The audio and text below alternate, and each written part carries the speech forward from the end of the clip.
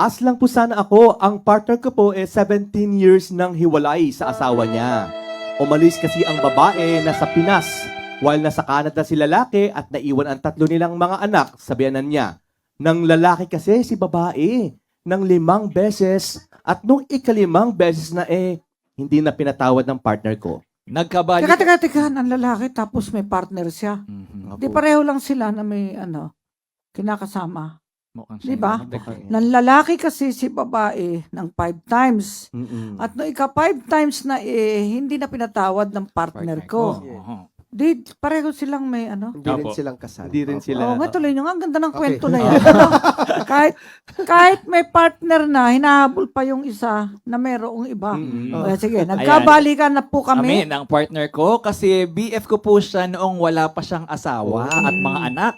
Dalaga po ako at walang anak. Hindi po pala legal ang kasal nila ni partner. Kasi kasal na po pala ang asawa niya sa ibang lalaki bago pa sila ikasal. At nalaman rin ng partner ko na hindi pala totoong name ang nilagay ng asawa niya sa Nako. marriage contract. Ano po ang dapat gawin? Kasi even 3 nilang anak, hindi yun ang real name ng nanay nila na nakalagay sa birth certificate. At 17 years na po silang hiwalay. Ako po pala ang nagpapaaral sa mga bata kasi napamahal na sila sa akin at nandito po ako sa Hong Kong since at almost 10 years na po ang nagpo-provide for them. Wow. At itong June at August, wala na po ang Dalawa.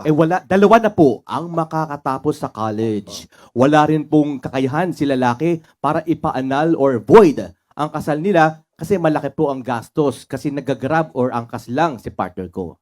Ano po ang dapat gawin para mapawalang bisa ang kasal nila? Tama ba na ipa-void ang kasal kasi hindi naman real name ng babae ang inilagay niya sa marriage contract nila? Papaano po kung walang kakayahan si lalaki mag-void ng kasal dahil wala siyang sapat na panggastos? Punta po sa PAW, libre po ang serbisyo ng PAW. Kaya lang napakagulo po na istorya nyo pati ako nahilo. Pero medyo para magkaliwanagan, punta po kayo sa pinakamalapit na PAW office.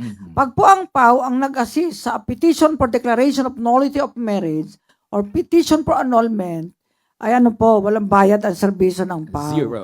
Ngayon, para malibre filing fee, ipuprove na indigent yung client. Ayan po. At pinapayagan ng ating court. At sa dako pa roon ay mag-hire po ang PAW ng psychiatrist o psychologist para po kahit visiting psychiatrist, visiting psychologist, makatulong sa mga annulment ng mahirap. Dahil namatay na po yung aming visiting psychiatrist from National Center for Mental Health, si Dr. Binluan. Kaya wala na pong nag-a-assist sa mga annulment. Ayan.